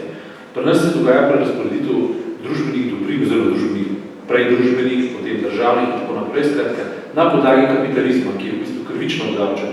In ta knjiga se v nekem delu zelo veliko s tem ukvarja, zlasti v tistih letih, ko je potekala gospodarska kriza, se ti tudi s tem posvečaš, mislim, da je nemogoče odtrgati pač to problematiko od širšega slovenskega konteksta, v katerem se dogaja neko razslojevanje, v katerem je nek sloj izobražencev, v tem primeru zdravništvo, ki je v bistvu tudi že na medicinski fakulteti, kot slišam večkrat spodbujeno temu, da vse bi razmišljali, kot da so nekaj več, oziroma nekaj boljšega, ker se pač učijo, bolj znajo, ker iz gimnazije prihaja elite in tako naprej, na koncu postavlja zahtevo po neki slovenski eliti. Jaz sem tudi enega nekoga imenoval, zelo pomembnega slovenskega zdravnika, ki privatizira. In že toliko let nazaj rekel, veš, Janez, mi imamo problem, Slovenci, ker nimamo elite, mi bi mogli imeti tako rekoč tisti, ki imajo spredje pred priimkom fon, tisti, ki imajo odkot privatizira država, status, state, žene, imovina, se pravi tiste, ki zato, ker so boljši tudi konc koncov recimo naravno dobro zaslužijo. In tako se pa začne. Ti imaš ljudi, ki pridejo z filozofske fakultete kot učitelji, naprimer, kaj se zgodovine, geografije, matematika, karkoli že z drugih fakultet in tako naprej, in imajo začetno plačo tako 1000 evrov, zdaj bi pa 1800, kar ne govorimo o osnovnih zadevah. Zdaj le zmehane SPR pridejo kaj na 3000. Tako, za začetek. In potem se dogajajo te stvari, ki jih je pa vedno spodbujala teorija Naomi Klein o teoriji šoka, vedno pride in vedno bo prihaja neka kriza, ali bo vojna v Ukrajini se začela, ali spet nek COVID-3, ali nekaj in takrat vedno pride teorija šoka, ko se delijo visoki denarji in mogoče za ven dela, z večjo plačo, tako je bilo, mislim, da se se malo infekcijski kliniki krivica dogaja, ker tam se je delalo, ne? Ampak so pa bili zdravniki in recimo tudi policisti, ki so manj delali in si dobivali dvojno plačo v času COVID-a. In potem so ljudje prišli na okus. In ko ti pride še enkrat na okus, da se na računu na mesec posmeja od 10 do 20 tisoč evrov, se tega okusa navadiš in potem to priliješ v zahtevo. Zdaj se je izkazalo, da najbolj glasni predstavniki Fidesa so bili natanko prejemniki teh zelo visokih dodatkov in so prišli na okus. Skratka, širši kontekst dogajanja razsvojevanja v naši družbi, tukaj se z Dušanom Kebrom spet ponovno globoko strinjam in taka je osnovna teza knjige, ne? Tudi če bi mi govorili o pohlepu, pa absolutno ne smemo nekaj govoriti o socialni državi, predvsem pa o solidarnostnem principu. Ne? In zaključujem, ne bom predal, ker ne gre tukaj za knjigo, ne? Ampak recimo to, da se je pri nas vzpostavlja tako kot v zdravništvu z dvoživkami, ne? Tukaj prihajam na dvoživke v slovenskem prostoru, še po Jazbinškovem zakonu, zbiranje stanovanj, ki so popolnoma neobdavčene. Ko imaš ti 5-10 stanovanj, plačaš enako, kot če imaš enega, in hkrati Ljubljana postaje investicijski center za tuje investicije, mladi ljudje enostavno ne pridejo do stanovanj, do osnovnega stojanstva. In to se vse lepi na krizo javnega prostora, katerega vrhunec je vprašanje zdravstva in vprašanje dvoživk je v bistvu vrhunec deviacij nekega kapitalizma, v katerem bi v širšem kontekstu moral spregovati. Mislim, da je tudi intenca knjige nekaj o tem povedati.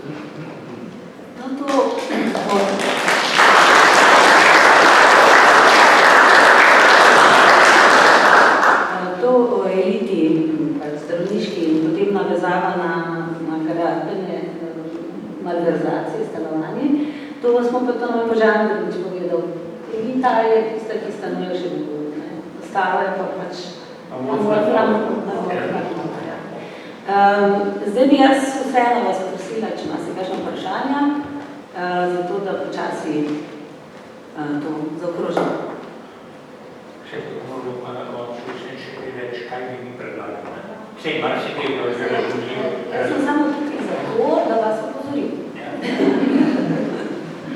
Res tudi imamo mikrofon, lahko pa pridete tudi, ljubite opozorujoči mikrofon, ali pa pridete na zapult, kar si želite.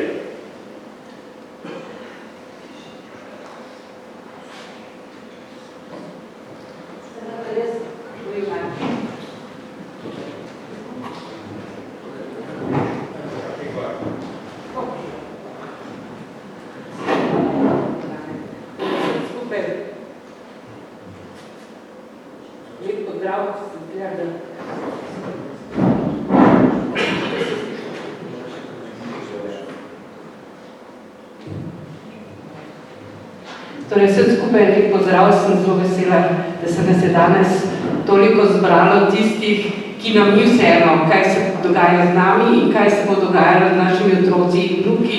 In zato mislim, da je vredno žrtvovati svoj čas, svoje besede, predvsem pa energijo. Jaz bom mogoče se v nekem delu ponavljala, ampak to, kar me je resnično zelo zrevoltiralo, je, ko je nastopila nova vlada. In ko smo brali koalicijske pogodbe, še prej pa njihove programe, praktično so vsi govorili o javnem zdravstvenem sistemu.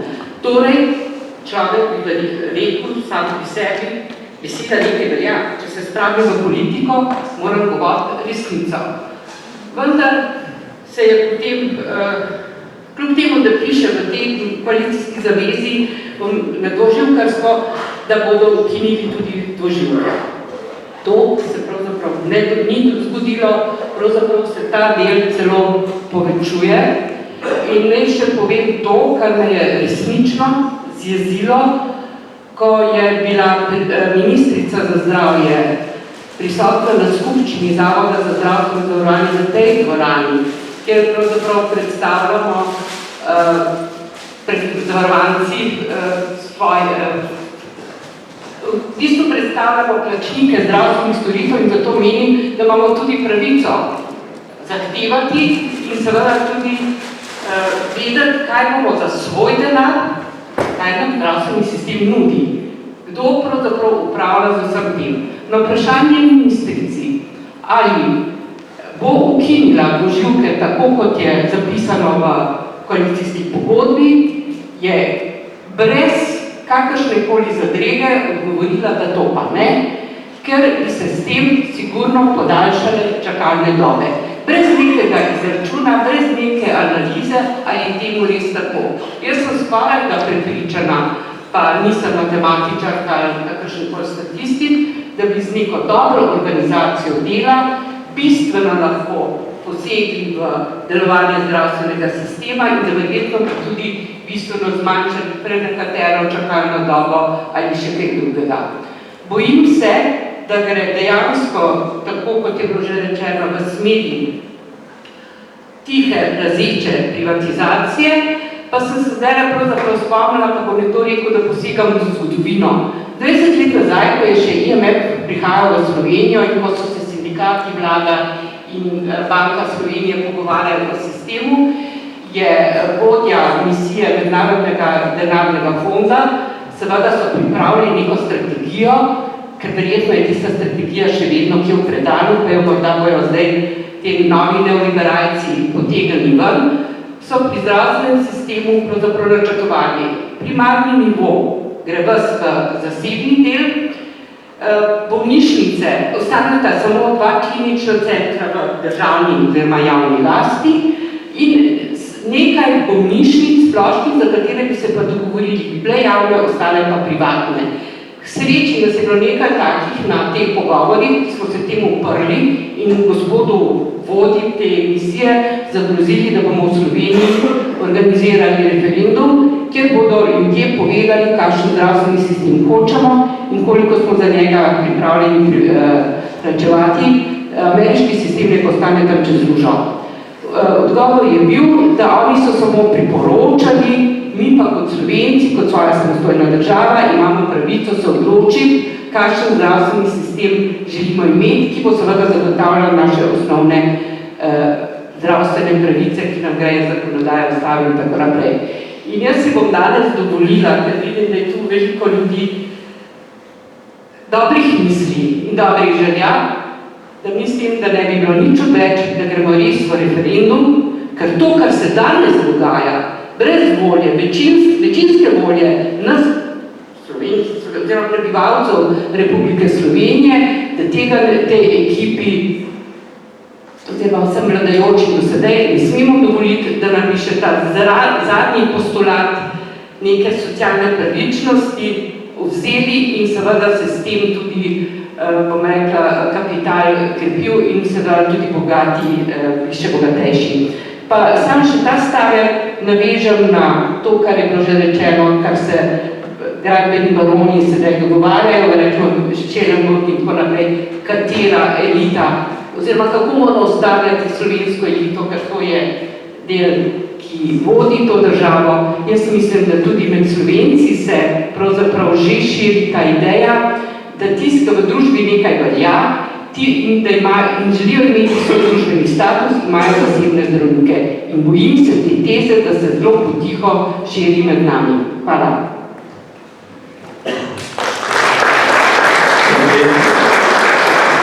Ena stvar, kot je tudi roko, prosim, predvignete, omenil, ker jo nismo omenili, namreč škandalozen sklep Ustavnega sodišča izpred 5 let, ki je razglasilo, da je dejavnost koncesionarjev profitna.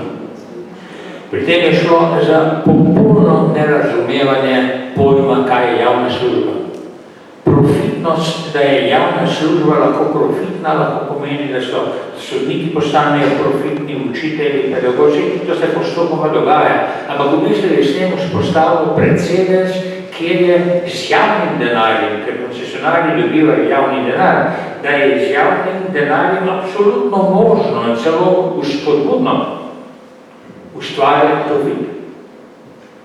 Skratka, mi imamo v družbi na velikih končih, da dejansko je pesimizem, optimizem na mesto, ampak mi smo sedaj v situaciji, kot sem rekel danes nekje na začetku, da skoraj sleherni ukrep, povedal bom 2 primera, vodi v korist zasebništva.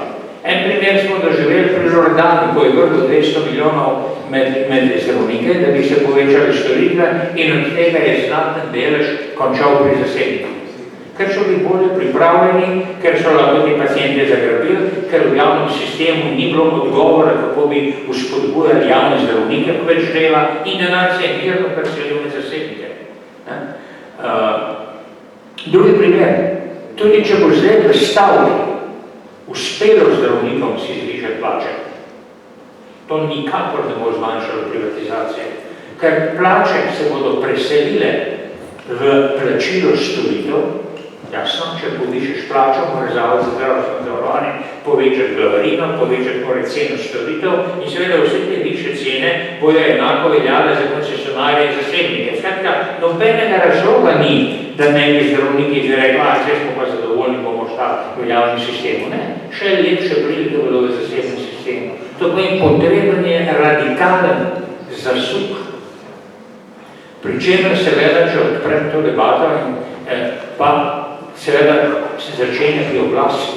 Ali ni, to je to pesimistično, optimistično vprašanje, ali je možno, da ko smo prepričani, da vsaka politika, tudi levo-sredinska, že pride s to agendo, kot da je nekdo drugi dan, potem, ko so prevzeli oblast, prišel iz gospodarske zbornice ali pa iz ameriške zbornice ali pa od kjerkoli drugod in prišel predsedniku vlade, ne, agenda je taka, privatizirala bomo. Skratka, nenadoma se vse spremeni. Torej, ali lahko pridemo do oblasti, ki bi imela to nek sistemski pogled, da bi dejansko delala za ljudi in ne za te partikularne interese posameznih skupin, da ne rečemo se zadnje za partikularne interese, kar menim vsakega posameznika, ki planira, v katero službo bo potem šel, ko bo prenehal biti politični oblastnik.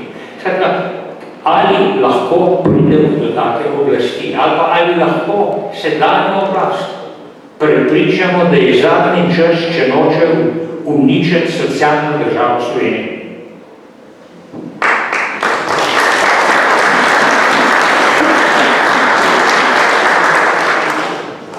Če ima kdo odgovor na to vprašanje, če lahko oblast prepričamo, potem je mikrofon še tukaj.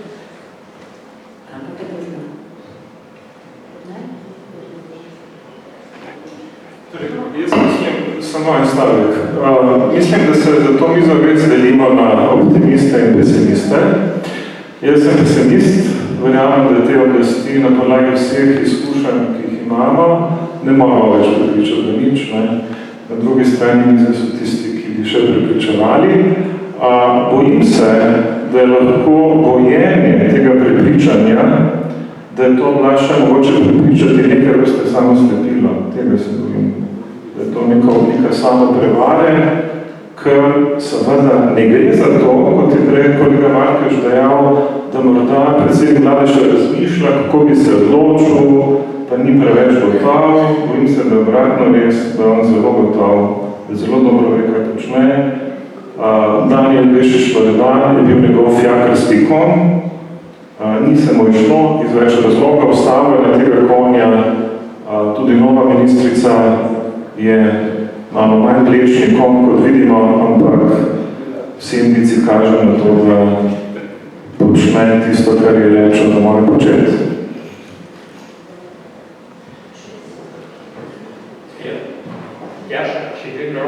Ja, Miloš je bil, mislim, da prej. Miloš je bil.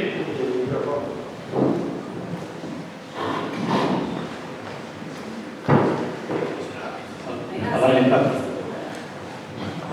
Jaz bom najprej rekel, da so vse misli tukaj izrečene vredne pozornosti in prvo najlepša hvala vsem štirim in seveda hvala za vse misli napisane dr. Kebra v knjigi. Da so rešitve, verjamem, da so, če so jih lahko na Hrvaškem našli v času, mislim, da tam od 1. septembra do avgusta do, mislim, da 23. decembra, potem ne verjamem, da so naši politiki tako manj sposobni, da ne bi mogli tega storiti tudi pri nas. To se pravi, neke so konkretne rešitve, neke so pa morda malo dolgoročne, ker je potrebno več časa. Se pravi, rešitve absolutno so. To, da si za novo leto želimo miru in zdravja. Mir pomeni, ali si za vojno, ali si za mir. Ni to alternative neke hude. Pri zdravju pa seveda velja enako. Ali si zdrav, ali pa nisi zdrav in potrebuješ zdravje. In mislim, da je usmeritev, da so ideje, da je presek stanja tudi tukaj danes narejen odlično, samo kar manjka je to, da vas pristojni poslušajo. Ne rabi doktor Golob 40 svetovalcev, pa kakšnih plačanih, takšnih in drugačnih nasvetov, rabi profesorja dr. Kebra, rabi za neko okoljsko problematiko dr. Lučko Kajfeš, rabi za ekonomijo zaradi mene dr. Bogomir Kovača ali kogarkoli drugega, skratka, rešitve so. Tako da jaz ne bom postavil vprašanje, niti kako drugega. Hvala lepa še enkrat vsem štirim. Hvala.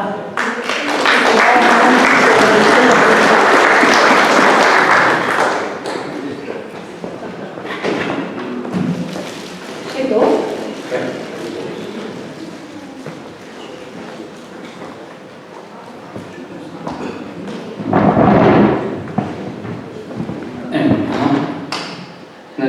Jaz bi mogoče sam izkoristil priliko, če sem že tukaj, da bi zavzel, pa se mi zdi niti to vprašanje, ki je bilo omenjeno o optimizmu ali pesimizmu, ker se mi zdi po eni strani, ja, da se to gledati z enega drugega stališča, ampak v imenu, ne vem, mogoče bi rekel zdaj, v imenu glasu ljudstva, da pravzaprav ne bi rekel o tem, ja, se zdaj ta vlada jo ocenjujemo tako drugače, ampak glede najbolj bistveno vprašanje, kaj pa bomo mi naredili.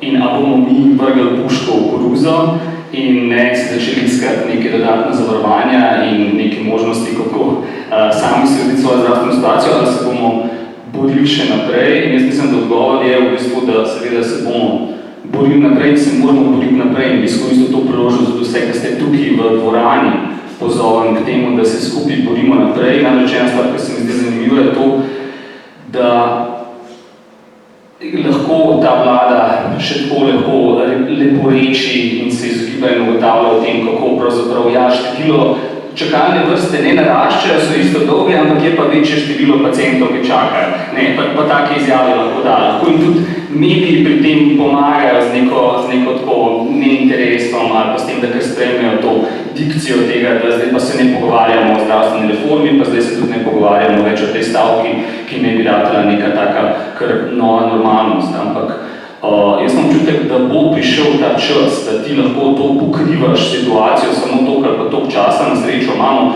ZZZS, imamo NIJZ, ki vodi statistike in so odločene statistike, ki so popolnoma jasne in nedvoumne, ker ta statistika za število pacientov brez zasebnega zdravnika še vedno narašča. In mislim, da bo prišel moment in da bo to, kar bi jaz pozval, da vsi skupaj vržemo energijo, je to, da začnemo pripravljati ta teren, ko bo prišel ta moment in najdeti ta trenutek, ko bo ta vlada, ko bo ta nadaljne razpadanje tega sistema tako jasno, da ga ne bo mogoče zanikati, hkrati po možnosti mora to biti pred tem enim letom do konca mandata, ko se seveda prevlada ta mantra, da se nič ne da narediti, ampak v tistem trenutku mislim, da moramo zorganizirati in nastopati skupaj in nastopati odločno in meni se zdi, da ja, pač se mi zdi možno, osebno zato tudi ustrajam, zato nas veliko ustraja, tukaj tudi izpostavil Katarina Rotar, ki je bila ena izmed teh predlagateljic tega zakona, ki je tako nesrečno zaključil svojo pot, ampak mislim, da mora priti ta trenutek in da dopuščamo možnost, da moramo dopuščati to možnost, kot se je zgodilo pri tem dopolnilnemu zdravstvenemu zavarovanju, da kot ta vlada res nima nobene več druge opcije, ki bi bila na kakršenkoli način sprejemljiva, potem pa obstaja celo možnost, da naredijo tisto, kar je prav in tisto, kar so obljubili in tisto realizirajo. Tako da na tej točki sam poziv vsem, da se borimo še naprej in da te 2 leti, ki so ostali do konca tega mandata, maksimalno vključimo vse resurse, moči, skupnost, se informiramo in tako in se borimo za to, da jih prisilimo, da realizirajo te svoje obljube.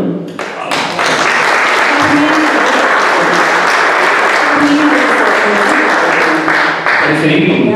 Mislim, jaz se sprašujem, če ste načeli to temo referenduma, nimamo zdaj trenutno koalicijsko pogodbo, v kateri je zapisan, da se bodo te stvari zgodile. Koalicijsko pogodbo za termini, za alinejami, ki so te stvari jasno povedali, kot civilna družba lahko, ali pa tudi poslanci lahko kvečemo posvetovalni referendum mi izvedemo. Ne? Tukaj se mi zdi to vprašanje, kako bi lahko bil posvetovalni referendum bolj zavezujoč za nekoga, če nima interesa, da to realizira, kot pa je dejansko koalicijska pogodba, ki so jo podpisali vse 3 članice. To se sprašujem, a je to, mislim, je to tudi ena opcija, ki je na mizi, ampak se nam zdi, da so referendum je bolj viden, ne? Referendum je gesta, kot se reče, in to gesto javno, mislim, je pač težje prenesti, kot pa preskočiti tisto, kar so podpisali in kar so dobili. Ja, mislim, je to tudi ena izmed opcij, imamo še nekaj drugih železi v ognu, tudi kar se tiče vključevanja drugih inštanc, inštitucij. Tukaj je super tudi, da je več predstavnikov drugih organizacij, ki so na tem področju aktivne in mislim, da se moramo res skupaj povezati in premisliti, kako strateško v pravem momentu napast pravo stvar. Referendum, ja, ne vem, je ena izmed možnosti, no. Sigurno ni pa po mojem to, da bi stavili vse zdaj, da bo pa referendum, pa če pa ga uspemo spraviti skozi magično, potem pa jih prepričal, da pa res nekaj naredimo.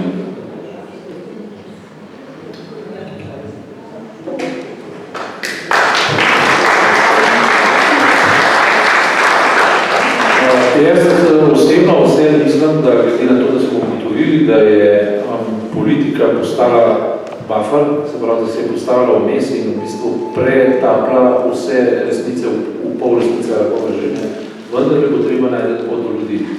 In referendum se mi zdi, da je najbolj mobilizator civilne družbe kot take in drugič tudi glas, ki na koncu vsega tudi politične stranke dobijo na volitvah. Jaz bi pomenil neko svojo izkušnjo iz lanskega leta, ko sem nekomu krogu mojih zelo cenjenih akademskih kolegov pripovedal nekaj o zdravstvu. Nekaj podobnega, čeprav bolj kultivirano, pa bolj abstraktno kot danes. In to so bili seveda več ali manj moja generacija, to pomeni ljudje z mnogimi izkušnjami, poznali so prejšnji sistem, poznajo sedanji sistem, to so pametni ljudje in vendar mi je nekaj ljudi med tistimi reklo, ampak jaz danes prvič razumem, kaj se dogaja v zdravstvu. Tako da moje vprašanje seveda je, ali pa mimogrede Slovenci smo še celo zelo dobro informirani o zdravstvenem varstvu in o zdravstvenem sistemu. Gre za to, da smo majhna država, da komunikacije hitro prodirajo in jaz sem vedno mislil, da to ni težko razumeti. Ampak očitno je nekaterim to težko razumeti.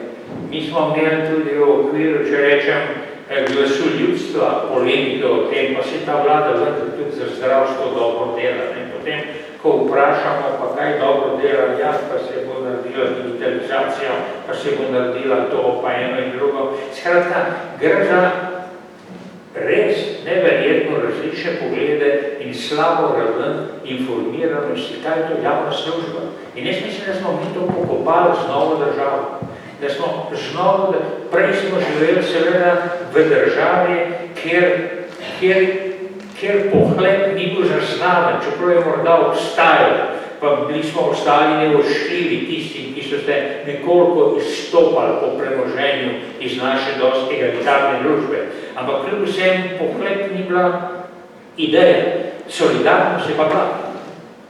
In potem se je nenadoma, kot sem rekel, spremembo družbenega sistema in ne postal pohlep vrlina.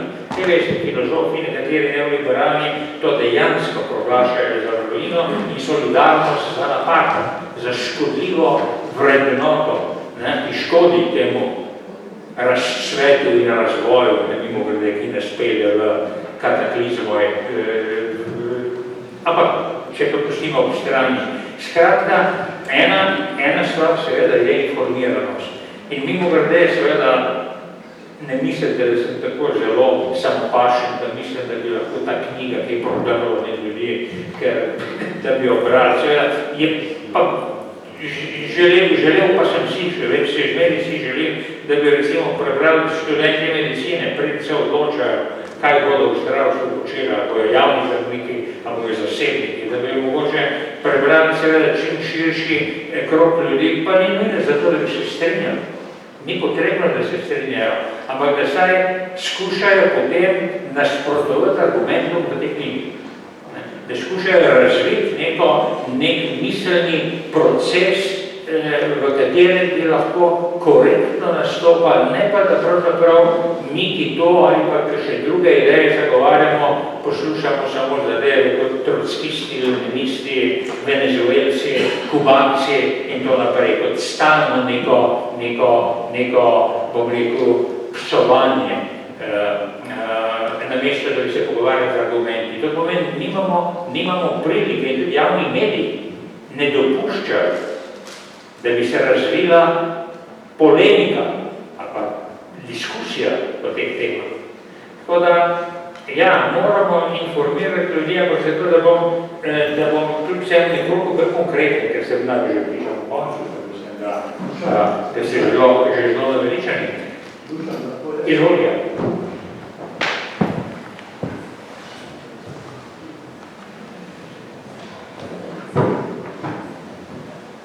Spoštovani, menim, da je v osnovi tega, kar je bilo povedano, nujen slediti zaključek.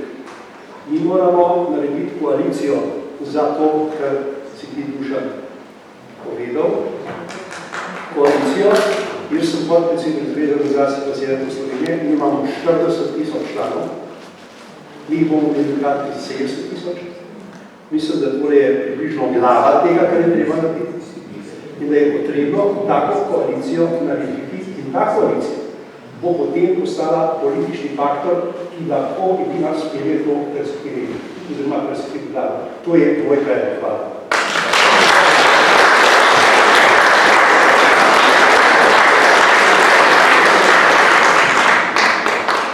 Hvala za ta predlog. Res je dober predlog. Ob tem bom jaz seveda predloge, ki bom jaz zdaj skušal dodati, so seveda pa akutne narave. V sedanjem trenutku so nekatere stvari možne, so uresničljive in bi lahko pomenile bistveno olajšanje. Ena stvar je, da bi vlada morala sprejeti nov zakon, ki bi povozil sklep Ustavnega sodišča, da so javne službe lahko profitne.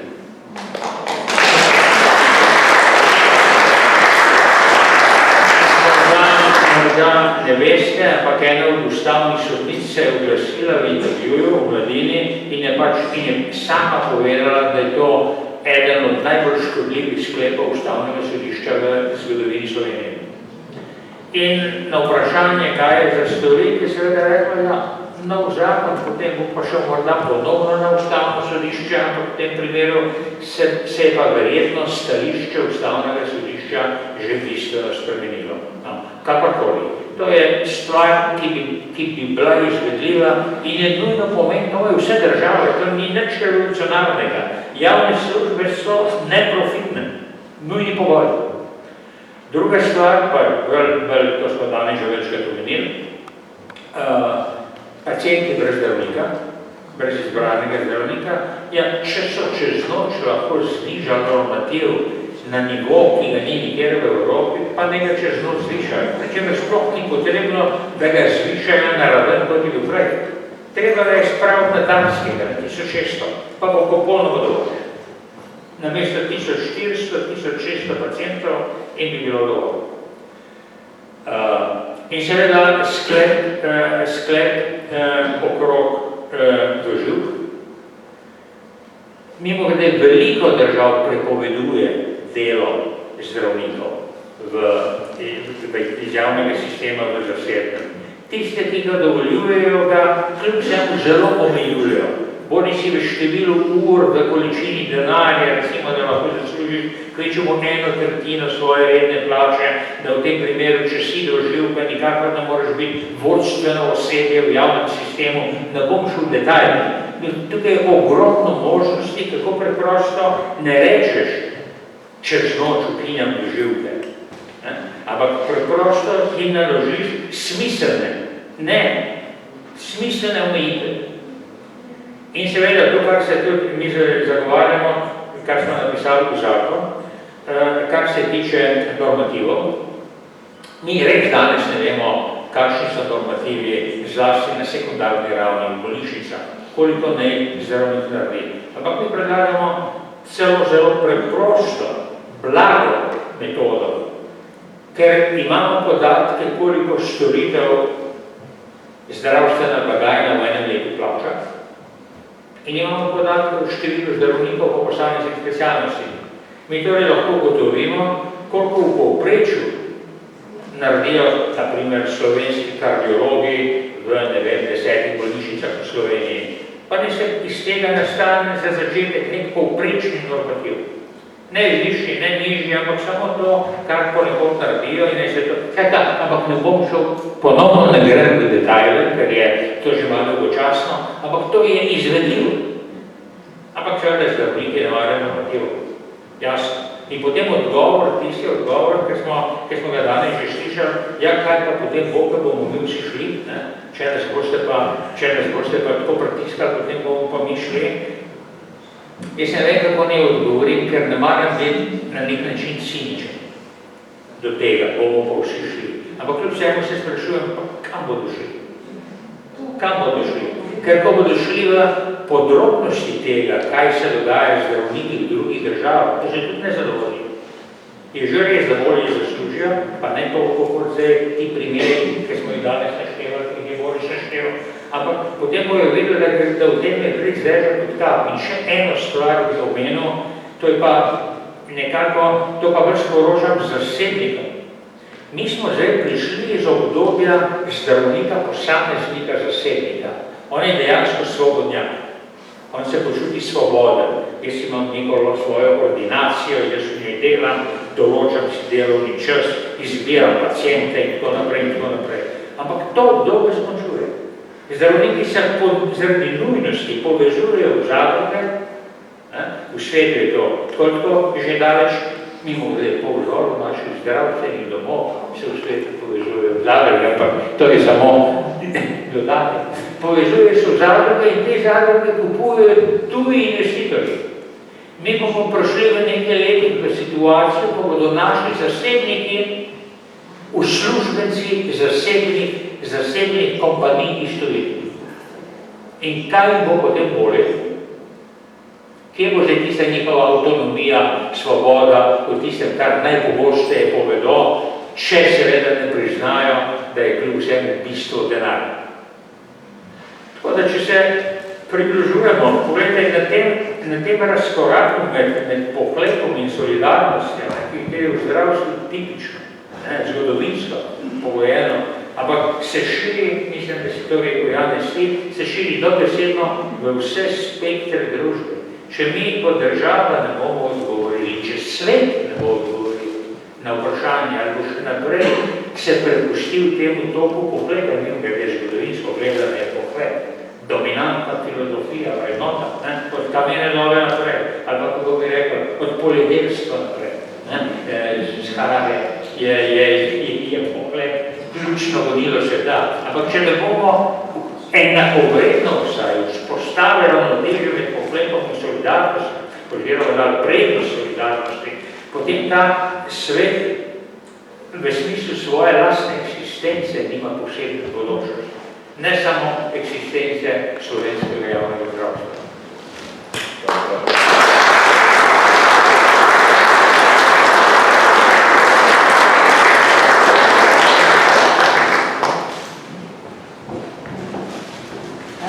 Mislim, da je to, kar je zdaj na koncu povedal gospod Keber, tisto, s čimer se lahko strinjamo in se lahko na tej točki mi poslovimo z tega odra, ampak tam doli pa gotovo lahko kak pogovor še nadaljujemo. Hvala lepa, da ste prišli.